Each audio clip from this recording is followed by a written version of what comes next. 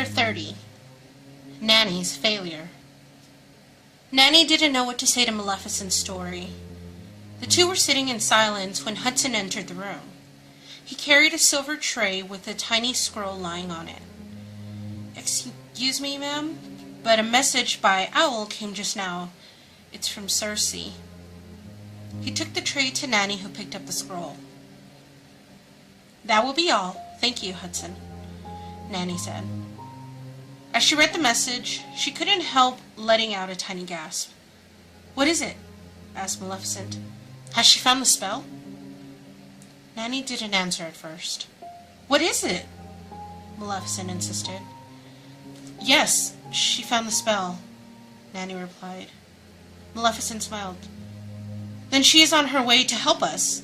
I knew if she read the spell, she would understand and agree to help me." Nanny shook her head. "No, she isn't coming." Maleficent stood, her face green with rage. Why won't she come?" "Because, Maleficent, she can't. She isn't here.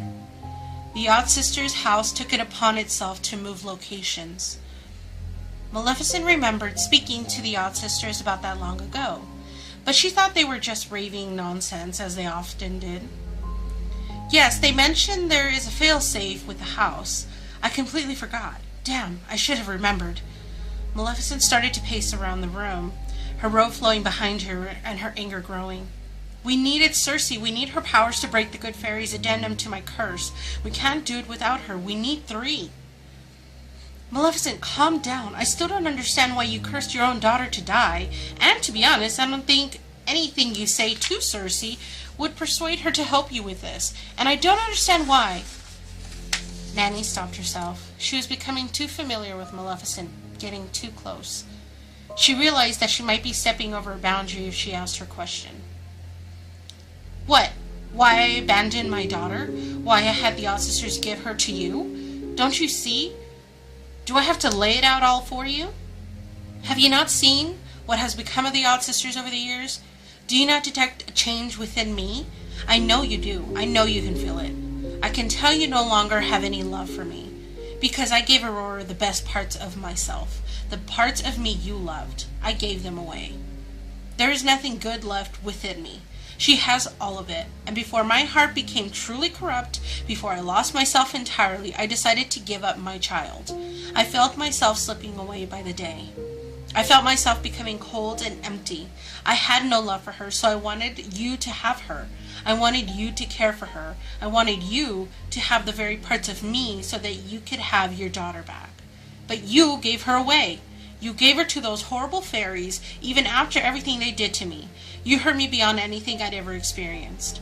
Even when I thought I had lost you, even when I was alone for all those years, that pain was nothing compared to how I felt when you gave my daughter away to those horrible fairies." Nanny was heartbroken. "I didn't know. Oh, Maleficent, I'm so sorry. If I'd known the truth, I would have never given her away." Nanny looked at Maleficent with sad eyes, willing herself to have the courage to ask one more question. "Maleficent, I still don't understand why you cursed your daughter to die." Maleficent's eyes flashed with anger. "Oh, you know. Look into your heart. The answer is there.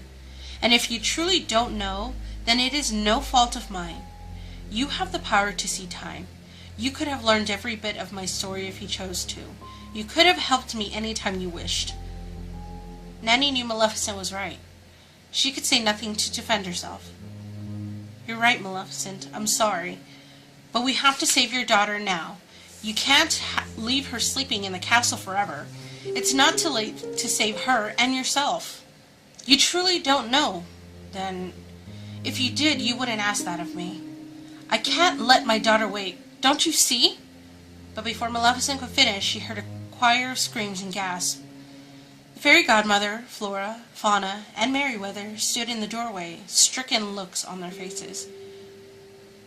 "You're Aurora's mother?" the fairy godmother said. "We didn't know," Flora cried. "Oh, Maleficent, no wonder you hate us," Fauna gasped. I'm so sorry. I'm so sorry we didn't invite you to the christening. Oh, Maleficent, could you ever forgive us? We didn't know. Merryweather sputtered. Suddenly, everything made sense. Everything fell into place. But the three good fairies had to protect Aurora. They had to protect their Rose. They couldn't let her fall into the hands of the Dark Fairy, even if she was her mother.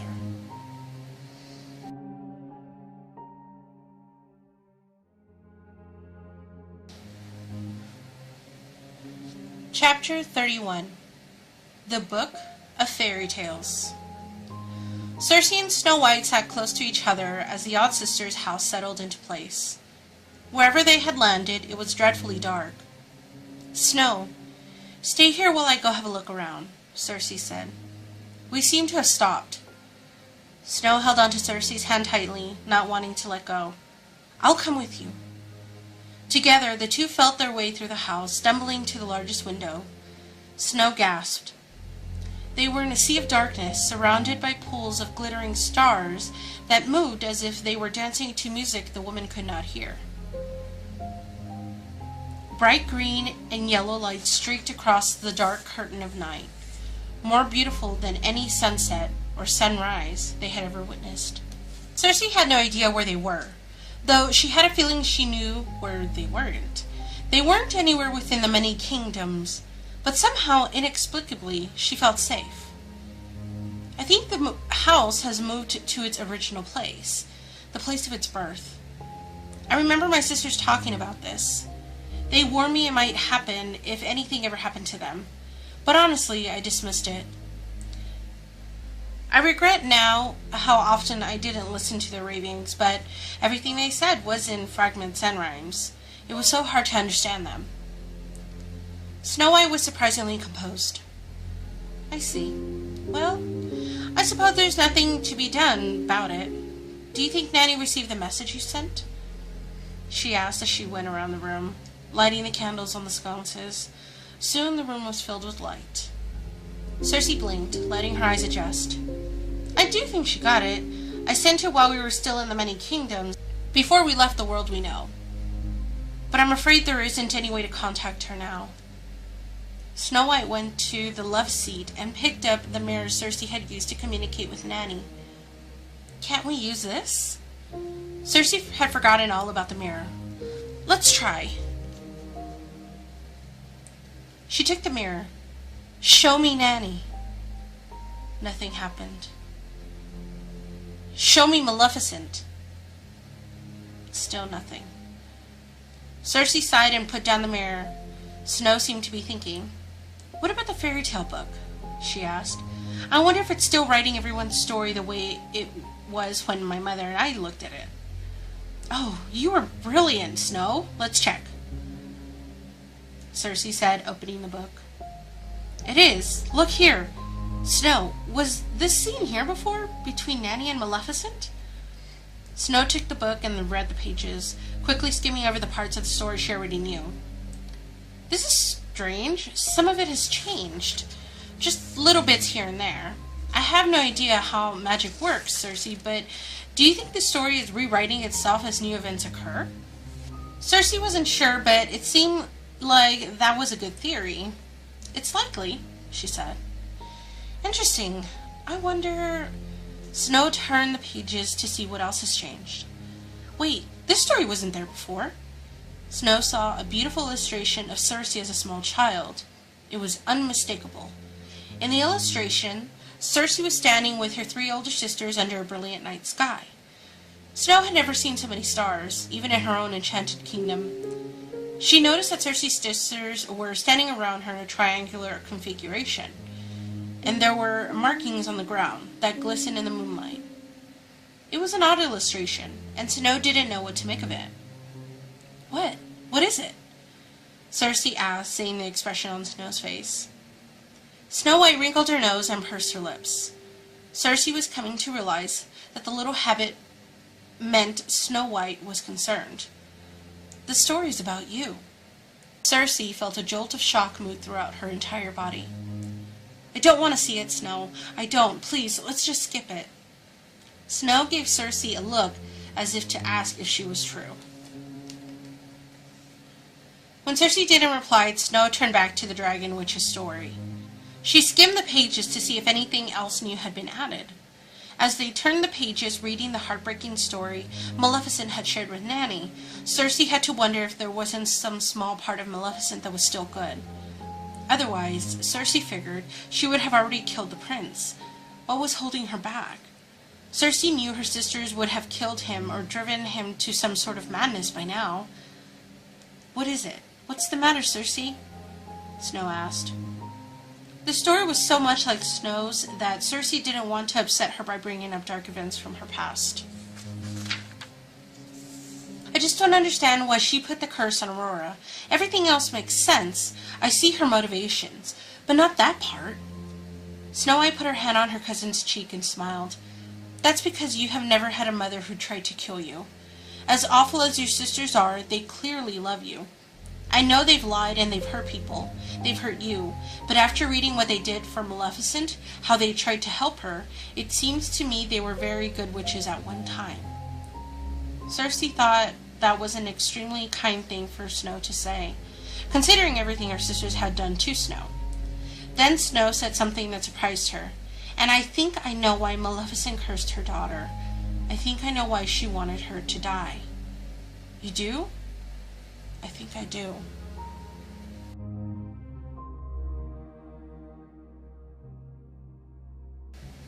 Chapter 32. Her Last Betrayal. Maleficent could barely contain her rage. Had Nanny arranged this with the fairies to get her to admit her secrets only to share them with her enemies? She was fuming, on the verge of transforming into her dragon form. "What is this? How dare you bring them here?" she cried, her anger threatening to overtake her. Nanny rushed to her. "Maleficent, no! It's not what you think." But Maleficent raised her staff, creating an invisible force that sent Nanny flying across the room and into the fireplace mantle. "You've betrayed me for the last time!" Maleficent struck her staff on the marble floor. A terrible noise resounded through the castle, and green flames erupted from the fireplace, threatening to engulf Nanny. "Maleficent, that is enough!" Maleficent stood stock still. She didn't know who was speaking or where the voice was coming from. The fairy godmother rushed to her sister and extinguished the flames. She stood in front of Nanny to protect her, her wand ready. "Maleficent, stand back! Don't make me harm you!" Maleficent laughed at the elder fairy as she searched for the source of the deep penetrating voice. "Who's there? Who is speaking?" she called out. She looked around the room, her yellow eyes darting from one place to the next. Nanny hadn't thought Maleficent was capable of fear, but she could tell Maleficent understood the magnitude of Oberon's powers from his voice alone. "Who's there?" she asked again. Maleficent let out a horrible scream as a massive branch smashed through the paned glass and grabbed her. The three good fairies lifted their wands, creating a silver dome of light to protect everyone from the shards of glass showering down around them. Maleficent was in Oberon's grip. He brought her close to his face so he can see hers. He wanted to see what had become of the fairy. He wanted to see if she was as evil as the other fairies had said. What he saw was more terrible and disappointing than he had imagined. "How dare you hurt your mother, after everything she has done to protect you?" Maleficent knew who he was. She recognized him from his statue in the fairy courtyard. "Oberon," she said coldly. The Tree Lord's grip became tighter as he looked into the deep face of the dark fairy. "You have no love left within you, foul one. Your heart is filled with hate. You've given me no choice." He hurled Maleficent through the air toward the threatening forest of vines that had been lying in wait. Oberon's legion of Tree Lords followed her at a startling pace for creatures so large.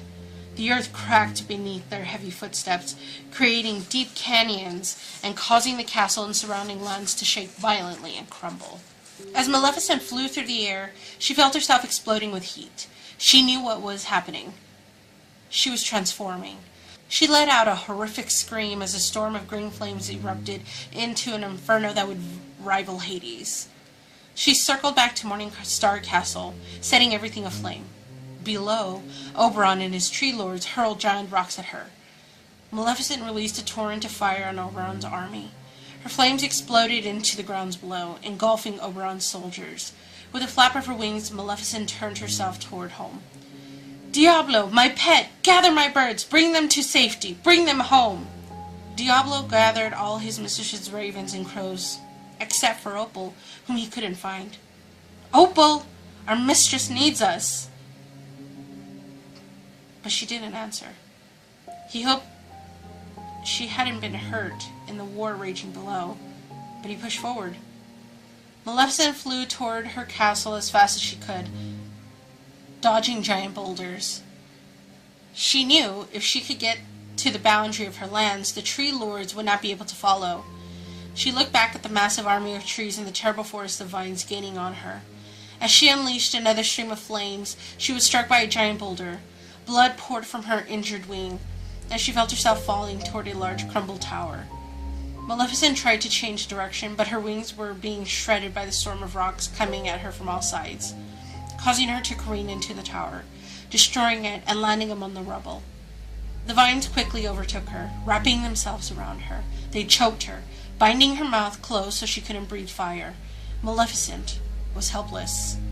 Oberon and his army grew even nearer. She felt the vibrations of their footsteps in the earth. She felt the unstable ground beneath her starting to give way. They were going to crush her. Maleficent felt their enormous hands reach through the vines again and again, trying to find her in the tangled mess they had engulfed her. She was bleeding as the sharp, thorny branches tightly wrapped around her. The vines' thorns pierced her skin, and she was sure she would die there. Then, without even planning it, she found that she was very small once more. In fact, she was so small the trees could not find her in the dense forest of vines. Maleficent was herself again, bleeding and bruised, but herself. She remembered the day she had been attacked on her way to see the Odd Sisters and how they turned the sky black to help her. "I call upon the very furies of hell to bring darkness to this land and give me the power to overtake these foul abominations of nature." The sky became so black that Maleficent couldn't see anything. She was still buried under the vines. "Be still!" she screamed, and the vines froze in the darkness, creating a large opening around the space left by her massive dragon form. Maleficent ran as fast as she could, dodging the tree lords' terrible blows as they tried to find her in the tangled forest. Maleficent laughed as she shattered an enormous boulder with her magic before it could crush her. She unleashed her rage, obliterating everything in her path, sending shattering waves of destruction in every direction. Maleficent smashed the vines and splintered some of the tree lords into kindling. She even set some of them on fire with a wave of her staff. Oberon stood in the ruins of the forest, weeping. Holding the smoldering remains of his greatest generals and his armies, he let out a horrible howl that echoed throughout the many lands. His cries caused a downpour of rain that extinguished Maleficent's flames. He had tried to take on the Dark Fairy and lost. Under cover of darkness, Maleficent made her way safely back to her castle.